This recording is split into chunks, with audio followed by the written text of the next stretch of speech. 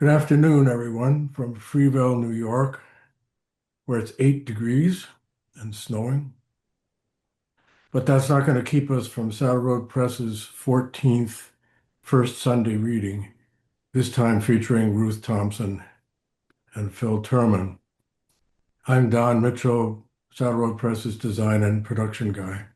And today I'll be the MC because Ruth, the publisher, is one of the readers. Ruth started Saddle Road Press in 2011, and it's been located in Colton, New York, which is near Buffalo, in Hilo, Hawaii, and now near Ithaca, New York. Saddle Road has published 66 books. Phil Terman is the author of 8 books and 4 chapbooks, including My Blossoming Everything and the whole Mishpocha, new and selected Jewish poems. His work has received many awards and has appeared in numerous journals and anthologies. In collaboration with the writer and translator Salah Bouzouk, he has published translations from the Arabic of the Syrian poet Riyad Saleh Hussein and the Palestinian poet Nasir Rabah, among others. Saleh Bouzouk also translated a collection of Philip's selected poems into Arabic. Philip was professor of creative writing and literature at Clarion University in Pennsylvania for many years, and in 2010, he started the Bridge Literary Arts Center. Ruth Thompson is a poet and conscious channel. She is the author of 6 books, most recently Journey Bread and the Hoffer-winning book of channels, Quickwater Oracles. Ruth's poems have received many awards and have been praised for their exact and surprising language and joyful but clear-eyed delight in the world. A native Californian, Ruth holds a BA from Stanford University and a doctorate in English from Indiana University. She has been a professor, an editor, a librarian, and a college dean. She now lives near Ithaca, New York. In 2025, she suffered a stroke, which has radically changed her writing. So, Ruth and Phil, over to you. First of all, I want to apologize. I have a bit of a cold, so I'm going to be wiping my nose. Phil had the wonderful idea of making this an actual conversation in poems. So that's how we will go, one poem and then the response and so on. For me, all of these poems have been written since my stroke last April. The stroke affected the complex language and idea processing areas of my brain, among other things, and I could no longer write the way I used to write. I thought I could no longer write at all. Then a different voice began to speak, sort of from left field, and these poems are the result. Bill, would you like to say anything before we start about the whole process, or? Sure. When I Ruth sent me her poems, and she also had the caveat of new poems. Let's do new poems, which of course made me nervous. Like, oh my, how many? I don't know about these new poems, and I don't know if I have enough. And are there? And but simultaneous to that, during that time, I decided to go to it separate from this, and before this reading was announced. I went to an old computer from 10, 12, 13 years old. And I went through all the drafts and journals that I had on there that I really liked, but they didn't make it into poems because you can't go back to everything. And I went back to a lot of that and transcribed a lot of that and worked on it a little bit. And I thought, okay. And then I read Ruth's poems. She sent me her poems, and I saw a lot of similarities in some of that. And I let each of her poems kind of lead me to some of that writing that became poems or drafts or whatever you want to call them. And so my poems are really kind of, in some aspect, a response to her poems, each individual one. Not that there's a total correspondence and everything like that, but just kind of the feeling of it. The feeling of it led me to some of the stuff that I had been working on. That's great. Thank you.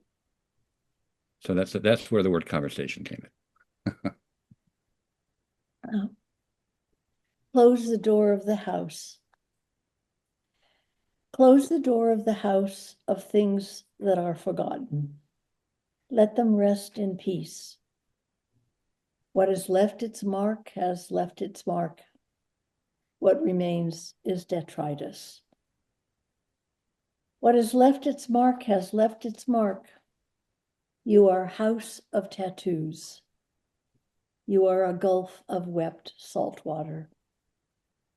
You are the blue planet of things that have not been forgotten. Soon it will be time to close the door of the house of things that are remembered, to stop up the gulf, let the salt rivers come in the windows, let go all your rafts of poetry. What has left its mark has left its mark. What is meant to be sung has been sung. Your only poem. Sometimes I just want to sit and be part of the dusk. I want to close the book and look up at the flowers and listen to the bird song and think of nothing, wash away my life and its concerns, allow the past to drift down like the last raindrops of a long storm. I'm tired of wondering about the disconnections and complications. Shouldn't a small portion be devoted to releasing ourselves from who we think we are? Tell me your story. Say the words the poems don't say, the poems behind the poems, the poem the poems want to become.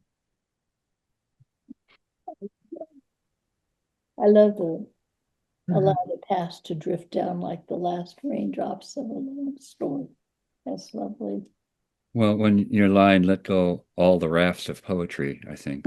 I do. This is freedom. I knew a woman who consoled us for her dying by saying it would be like slipping off a pair of too tight shoes. And when she said that, I could feel how her body ached, how she longed to be set free. As for me, I'm not in so much pain that I look to slip out of this old body yet, but something seems to have let go, some sticky web that wrapped me angry and stupid as a fly. Perhaps I have leaned into the bondage of my body, and it has acquiesced, the way a planet might wheel slowly around the winter sun, casting off gravity like a contrail. I love the way you read so much, Ruth. Thank you. And leading into the bondage of my body. Wow. This is our soul's want. Our souls want to escape through our mouths. They want to tiptoe on our roofs and balance, disappear into the light. Our souls want to take it all in at once, to rise and fall back like spring rain, to smell like irises and oleander, to fill our lifelines like the soil under our fingertips. They want to be our body's twitches, our dry throats, the goose flesh of our longings. Our souls want to escape through our mouths. We thought it was a bird, circling, doubled by its shadow, rushing, a wind, an animal energy, toward the open sky, luminous as the winter sun. Hmm. I think that winter sun in your poem. Yeah, to rise and fall back by like spring rain. That's lovely.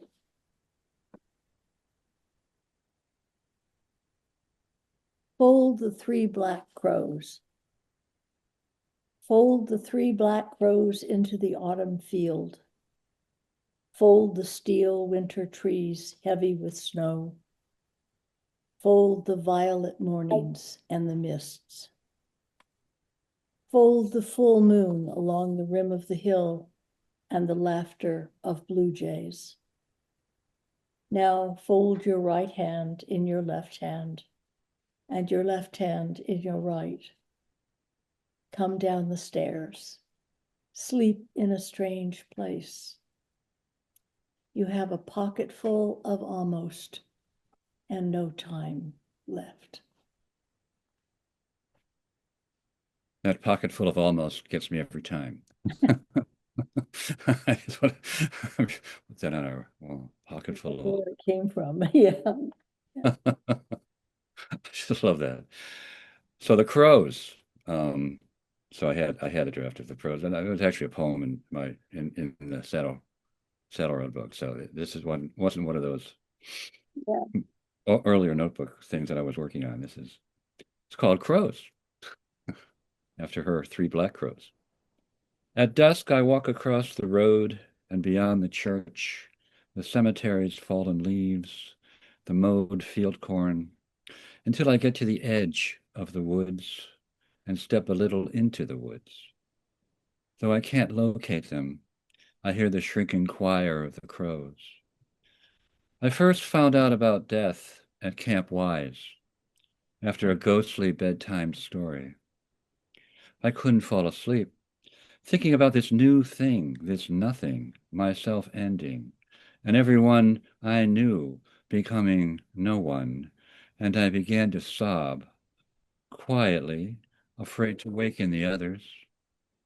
I rose from that stiff cot, tiptoed to the counselor's bunk, whispered if he was awake, and now he was, and he quickly dressed, old in his glasses. And I was weeping as he walked me outside, into the smell of trees, the dark, damp, fresh, everything strange at this late hour. And I asked, "Is it true?" And he, groggy, "Yes, but not just you, all of us." He looked up, even the stars. I love that. True story. And you can tell it is because, and now he was. Well, Yeah. your last line of your poem, "and no time left," put it pretty straightforward. This one has not crows, but jays. This is dreams have their own feet. The jays are sailing over the ramparts of living green. The field is full of white daisies and blue forget-me-nots. Light fills the air. Do not be afraid, is what they all say. But dreams have their own feet. Sometimes they walk right out of you and open into daisies and a field of blue. Or sometimes they start up underneath you like a motorcycle you are falling off the back of into fast-moving traffic on the freeway, scrabbling in your pocket for your ticket to ride. I love this poem because of the way it kind of talks about opening up first the blossoms and the green in the field and the white daisies, and then the opening up. First, they open up into the field, into the daisies and the field of blue, or Yeah, they have their own feet. or not, maybe. And the motorcycle and the ticket to ride, and the whole opening up and blossoming really struck me because I'm a big fan of blossoming, as most of us poets are. As your book says, as your book title goes. This is called As If to Blossom. What passages did we live by? We want the poem to last the whole book. We want to carry everyone with us, everyone, even those whose names and faces are distant as stars in the daylight, even those we know only in dreams. A breeze, a few shadows, a belief in a perfection happening each moment, Mm. the excessiveness of the apple tree, the way the branches lean into the field, as if to blossom this far out of season. They can't, of course, and neither can we. Mm. I love the line, the excessiveness of the apple tree, the way the branches lean into the field. That's wonderful. Yeah, This whole movement of let's blossom and reach out as you're I've seen pointing apple trees like that too. Yeah. out. And then falling off the back of the fast moving That's, the yeah, fast moving kind of traffic down the storytelling. freeway. Boom. Neither can we. Uh, That's the conversation part, by the way. yeah, yes. This is at the edge. Let the image in the water disappear. Don't stir the water. You have made image after image and sent them to the far banks. Now let that desire pass. You have one breath, two breaths, three, and then you may get to the bottom of this. Let go of birds' nests and wild berries. Stay tame. Stay here, leaning at the edge, until you see what you could see beyond your own face. Now, this is another poem that I had a poem that's also in this Saddle Road book that just really matched. Just was like this notion of sitting at the edge of the water, perhaps Mhm. stir the water, and let the desire pass.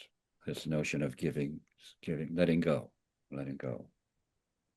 Let go of birds' nests and wild berries, that kind of thing. This poem is very much, I've lived with this poem for a long time, and finally I was able to find a place for it. But this is called This Magnitude. Light shimmering leaves branching over the river. It doesn't matter what one does or doesn't do today. You can be relieved of your duties. There's nothing more significant than this stillness, this fragile surface, this stained glass airiness that will, once you turn away, disappear into where all the stories retreated, all the words and gestures exchanged, in all those moments you seemed to be living in with your loved ones, all those incidents you don't remember, stored, you wish to believe, just behind your left shoulder. Or what was all that spirit work for? All that labor, like trying to carry water, those bodies you embraced in body and mind, those hearts you held in affection, all that attention you paid, worth more than its weight, yet this grace, this view of this afternoon river, devouring the flaming leaves, your being, you think, too slight a thing for this magnitude. For now, you can claim, for once, your life. Mm. I really love this poem. This afternoon river devouring the flaming leaves. All those moments you seem to be living in, all that attention you paid, worth more than its weight. Was that Yeah, really real? I don't know. right, right. Just This, like you're oh, saying, leaning at the edge, until yeah, you see what you can see beyond your own face. yeah, yeah. Wow. Okay, this is bear. We have a bear in the neighborhood who looks hungry, too thin. The whole summer went hungry. All the tangle of wild blackberries washed out before they could fruit. Willow pollen rained to a waste of yellow on the ground. Even the ground bees were few this year. And oh, what about the bear? What if she's pregnant? But last night, the bear came to me. She stood there, gaunt and threadbare in her dark eyes. She said, "Look at the crows in the icy field, how they follow the glitter of delight. Look at the trees, the thousand colors of ending. Do they grieve for the fat green of summer? Listen, you can hear the pulse of it. This, then this."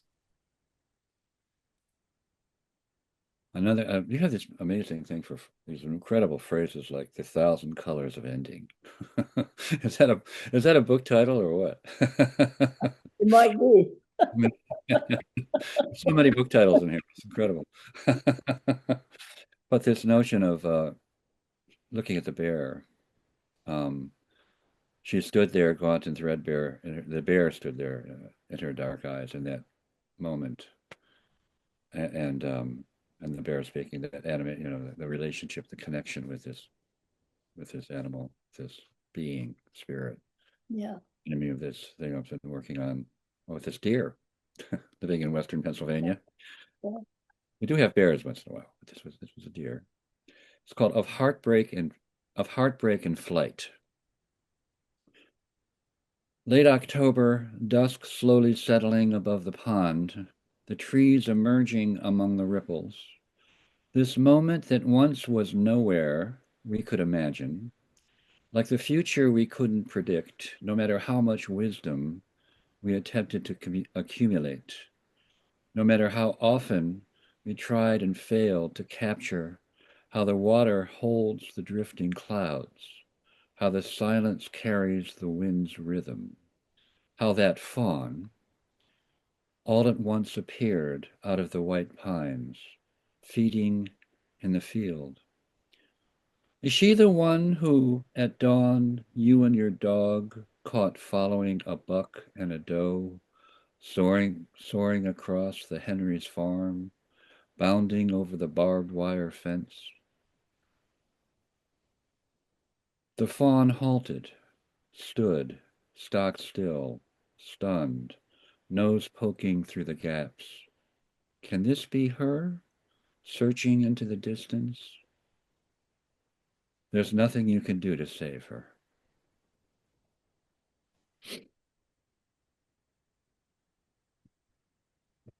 That's what's happening. Yeah.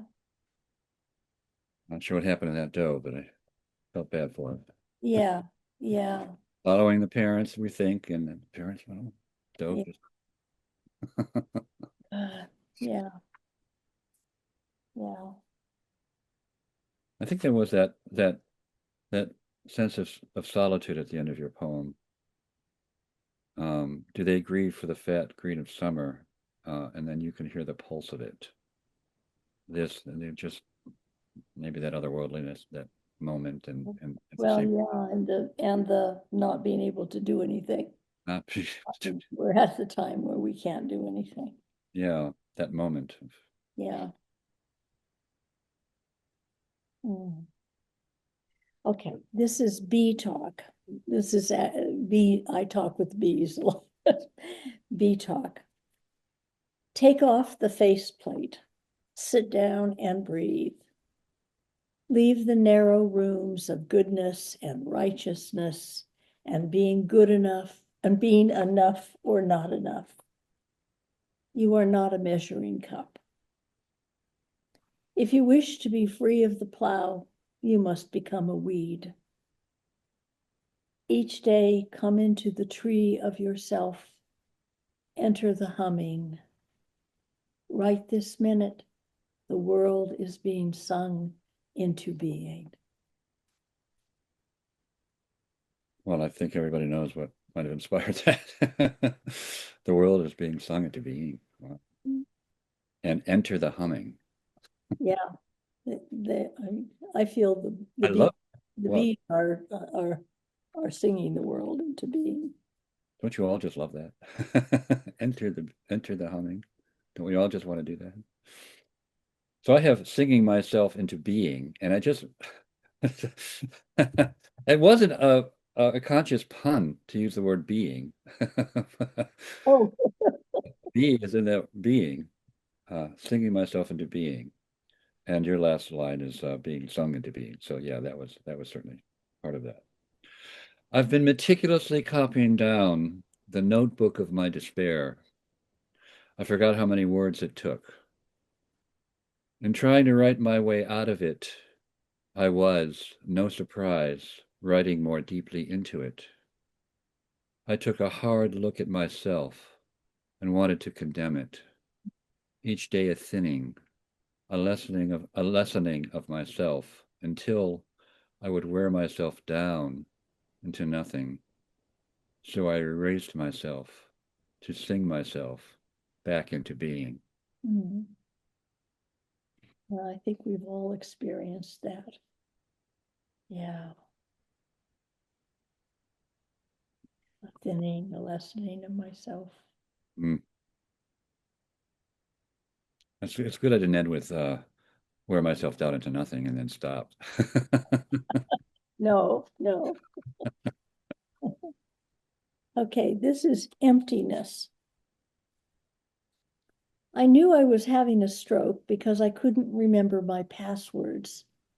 It felt strange to be empty of passwords. And then I looked in the mirror and saw my face.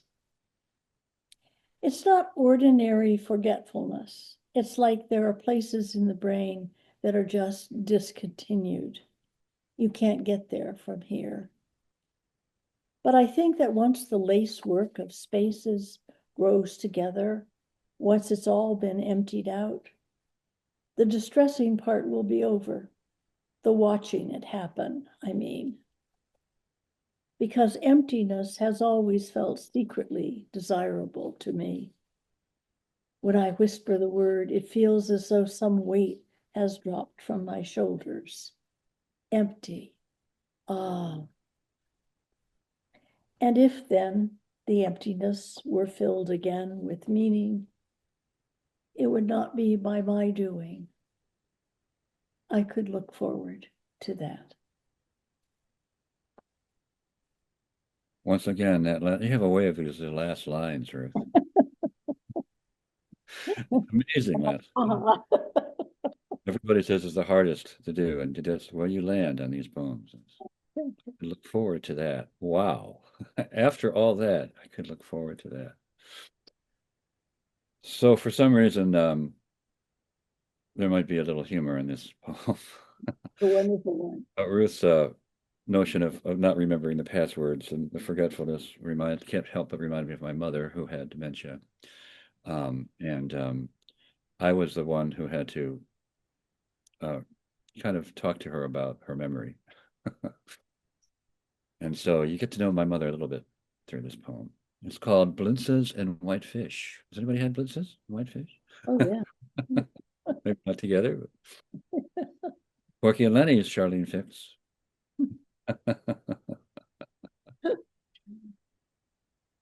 Blintzes and White Fish. Our mother would post notes to herself. How to shut off the quirky shower. Which silverware drawer for meat, which for dairy. Which way to turn the thermometer for heat, which to turn for cooler air. Beside the phone, numbers of her sons, her doctors. On her headboard, a drawing, an arrow pointing to the side of the bed she should sleep, an arrow where my father, though it's been empty for years. Mm. Taped to the bathroom mirror, scribbled Hebrew words of her holiest prayer. Living room walls cluttered with photos recalling her back to her life. She collected vines, faded flowers to decorate the chandelier. When neighbors reported her in her bathrobe in the dark, it was time. And so, at Corky and Lenny's deli, over her gourmet meal, I brought up how we worried. Savoring a bite of blinza, she paused, her brown eyes resting in my brown eyes. Tell me, she said, where were you last Tuesday? Wonderful. And That's, yeah. yeah, those are wonderful. Tell me, where were you last Tuesday? Maybe that's, Did that win her a little bit more time? oh yes. Oh, she was a tough one. Yeah, it did. A lot more time. Yeah, yeah. Okay, this is come home to your body. Open all your eyes, because now everything is revealing itself. In all decisions, ask first your left hand and then your right hand. Come back to your body in its knowing of the earth's body. Allow that to move in you again. You have withdrawn from your body in fear. Now come home. Your body is not only the site of a failure of the brain, not only a stroke, an unhinged heartbeat. Your body is not only the house of all your grief and regret, it is also your home, and it knows what you do not yet know. It remembers passing between the grains of dust, of pollen, and melting into sunlight.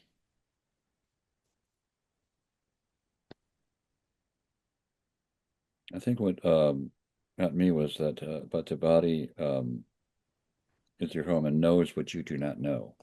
Our bodies are smarter than we are, maybe, or have the Absolutely. knowledge. Yes. And I always felt that way about something inside me. I wasn't sure if it was my body, maybe probably it's a combination of, or my soul, or my voice, or this God in my body that is in everybody's body, this thing. Yeah. In the poem, it's a voice, I guess. Yeah. Um, Yeah. so this is called the voice of the body. Early on, I heard this other voice. It said, I am unlike all the others. I will be as nothing, but if I listen, I can find a way to live. I can find a place to store my griefs. The voice was not my father's or my mother's or my teacher's or the voice of my beloved others. It was more like the wind's voice or the voice of the dawn or the voice of the dusk. It spoke when I was most alone, a breath, a heartbeat, a song. Mm. If I listen, I can find a way to live. I love that. That's a great line. Yeah, I want to do more with this poem. It's not finished. Yeah, I think you're brave too. So, poems that aren't, yeah, finished. Who knows? Who knows? Does anything ever finish? Yeah, well, that's true. Like, Okay. This is in the midst of all you have. Be here now with the silver morning and the slow filling up of snow. Be here with the fire in the wood stove, the laying of tables and making of food, the wrapping and unwrapping of books. All that has happened, let it go. Do not make plans, but finish what you came to do. How can you fail? There is no expectation. There is only speaking in the darkness, as you are doing now. Working from ambition is like husks rattling in an empty jar. You have been lucky, lucky, lucky, lucky. Now be here in the midst of all you have. Praise the world just as it is, being in it, being in it. One more day. wow. I don't even want to follow that. Oh, That was the last poem you sent. It's not the last poem we have, but it was the last poem Ruth sent me. Yeah, I have one more poem. Do you mind? And that was the poem, and it was like, oh my God. I think that was the poem that really, it was like, shh. thank you. Mm. Yeah, it certainly felt. This is beyond. Let it go. How can you fail? There's no expectation. How many times do we need to hear that every minute of every day? There is no expectation, There is only speaking in the darkness. Working from ambition is like husks rattling in an empty jar. I think, and that's like the Chinese, the Buddhist, the sense of getting rid of ego and Yeah, just, and it starts with be here now. And it starts with that, yeah, yeah. and It's uh, definitely Buddhist. Yeah, yeah, yeah. But then you take that, you unfold that into this beautiful one more day. Lucky, lucky, lucky. So I I, guess this is where this poem kind of goes, called "Speaking in the Darkness" for Ruth Thompson. Isn't it possible that certain words can touch us in that certain place where we really live, that place of fear and longing, like what that bird chants from its branch, that lonely music, that place these words come from, alive as we are now in our bodies, separate and confused? We go out to the world to bring the world in, doubled, tripled, transformed. Do we sound like children? Have we not absorbed one thing from our doings here and there, however slight?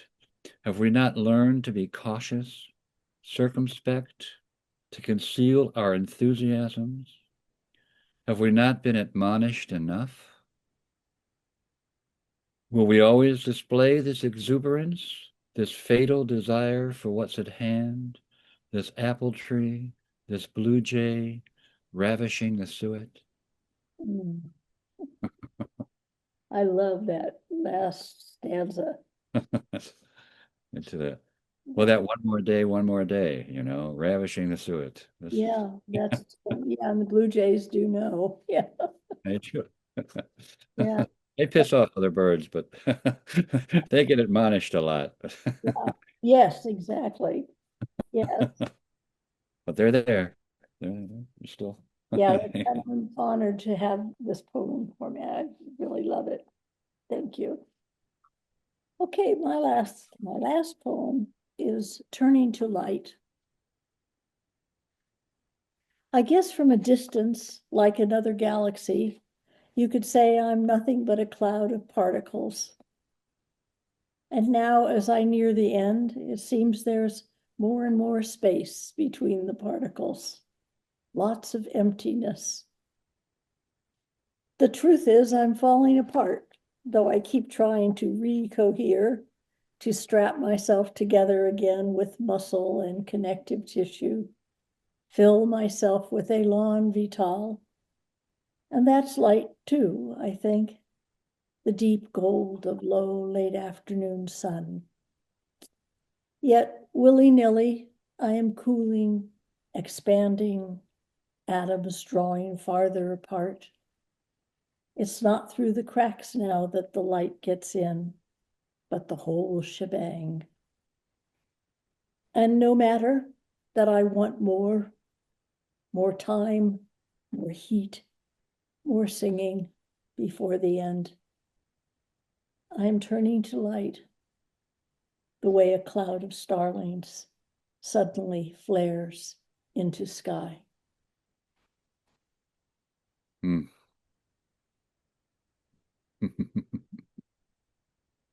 The whole shebang, as I told another title. In the next collection, the whole shebang. Collected poems, the whole shebang. Yeah, What a great poem. Just what a, as they all are. But this is, boy, where do you start? You know, yeah. um, this expansiveness that is so at your soul, Ruth. This wanting more and more and more and more, and singing, more singing. Wow. Um, so this poem is about light too, Yeah, and wants something more specific, but it's a metaphor for the whole shebang. yeah, exactly, exactly. It's called Orchid. Under a perfectly blue sky on the Seine, cameras, berets, something in our lives led us to this moment. City of light, a whole blue sky of it, washing the buildings, pouring over the water, and I massage your feet, each toe, a life of walking. Sorry, a life of walking the concrete and soil of the earth you pour your soul into, for out of it we will be nourished the way we were nourished by Monet, the surrounding water lilies, and that art house, that dream house. And I wonder, how do you write about this light, this late afternoon into evening? We were eaten up by it, shining deeper and deeper into the heart, the river and the bridges, the thick crowds, young lovers and happy. And yes, we're alive and here, slowly, steadily, stepping, no matter which direction, deeper into the light of a shop devoted solely to orchids, purple swan-shaped petals, only orchids, intimately designed, orchids, and the bells of that burning cathedral, restored in all of its brilliance. Bury us in orchids. Let our bodies become soil in the garden of blossoming orchids. Mm, that's just beautiful. Ah, if only. Yeah, yes, yeah, I love this. We were eaten up by it, shining deeper and deeper into the heart. It's beautiful. Mm. Also love the very, the a city of light, full blue sky of it. It's just, yeah. It's like you're right. How do you write about Paris? Well, So, yeah, well, the city that's most been written about. yeah, So, but you so did, and yeah, yeah, exactly.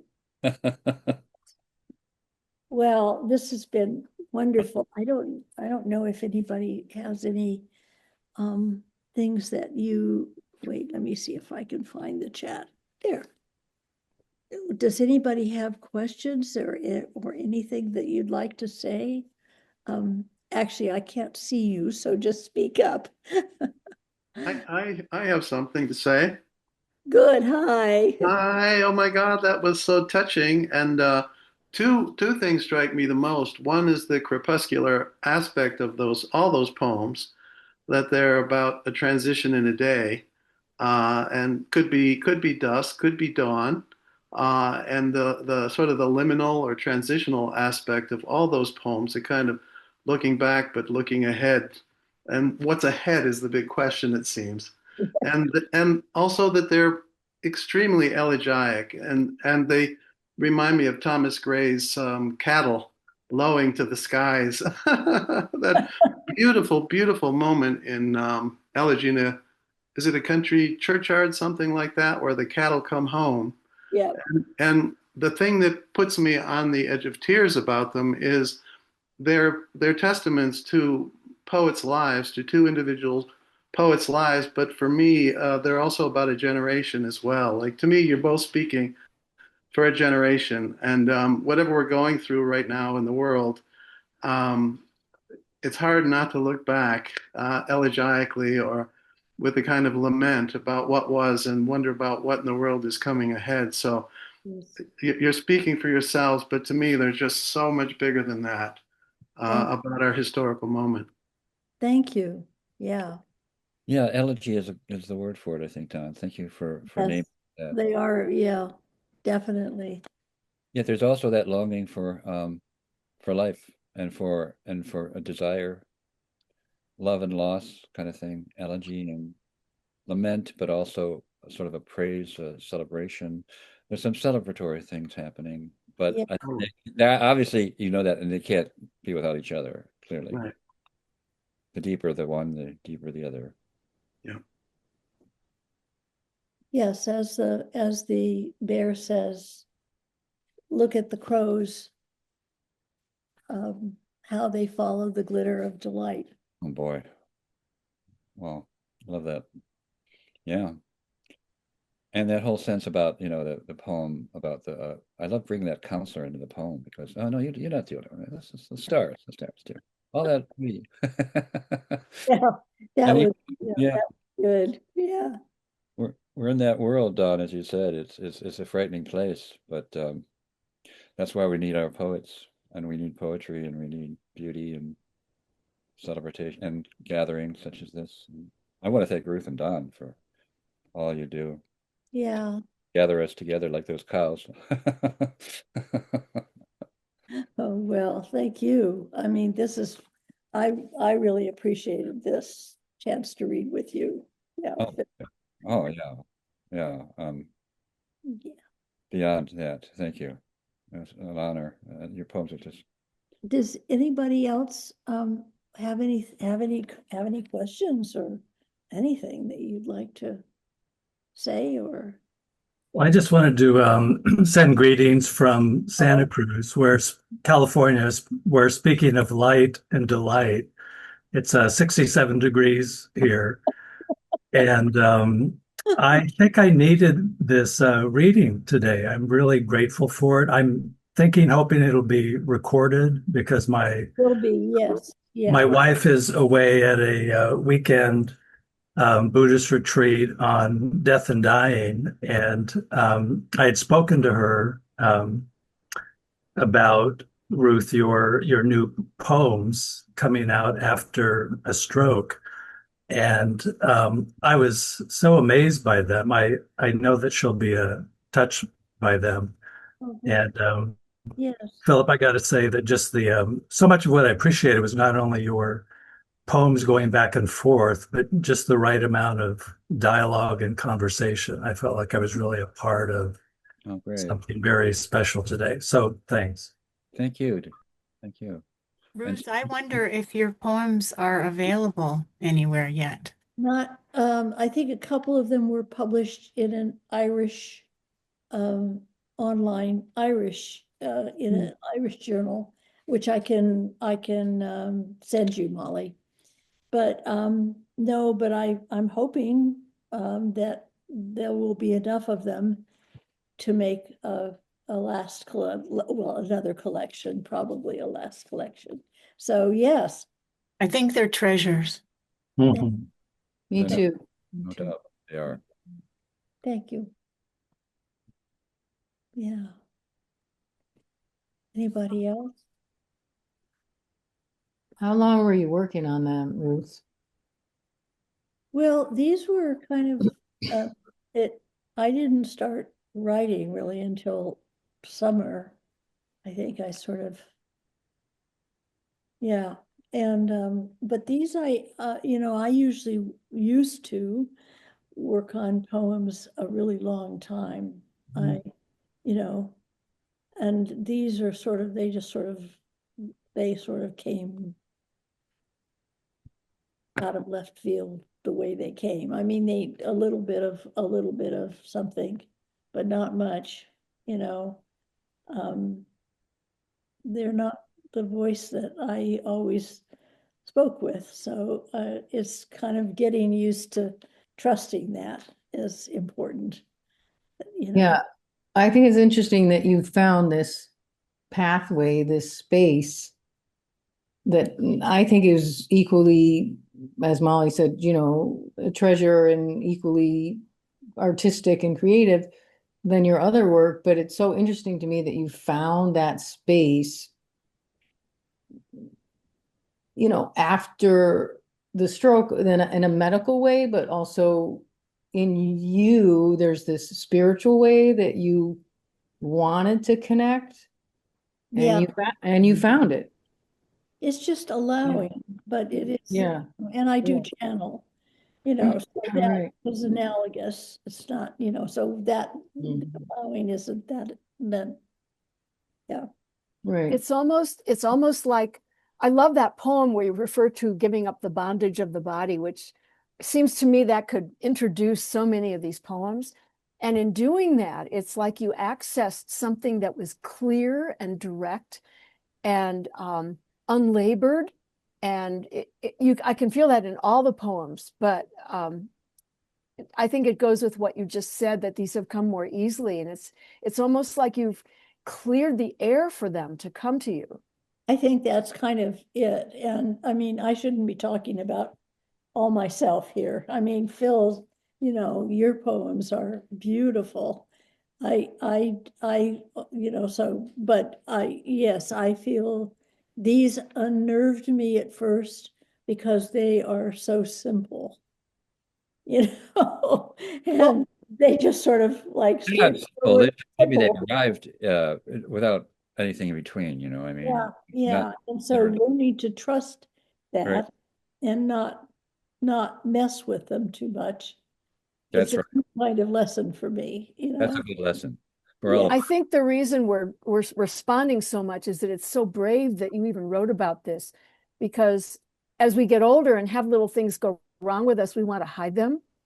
And I'm sure you wanted to. And I love the way you didn't do that. And it's incredibly moving. And it's something we all need to hear. Thank you, Leslie. Yeah, I think there's a fierceness in you, Ruth. Yeah. You know, I mean, throughout your poetry, not just this, not just these poems, but you know, you've developed that, I think. And love. Oh yeah, fierceness for that too. Yeah. That you're gonna what? Yeah. And so simple and so huge Yeah. is the thing. Yeah. Yeah, I loved the pairing too, that I think you both do complement each other. So that was nice to go toggle back and forth. Yeah.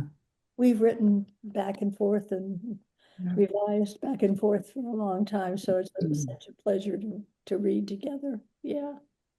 Oh yeah, boy, it's the first time I've experienced that in a reading with somebody like this, and Wow. Huh. I just you know I don't know if one could do it with it's a special relationship, you know. Yeah, it has been a special Known each relationship. other for a long time, right? Yeah. I mean, Mm. Back to 30 God, years is, yeah. Yeah. Mhm. I don't want to count them, but you know, it's not just since a Yeah. year or two. It's been a while, been a while longer. Well, I really thank you all. I thank Phil especially. I thank you all for coming. Okay, so thank you again all for coming. This has been very important to me.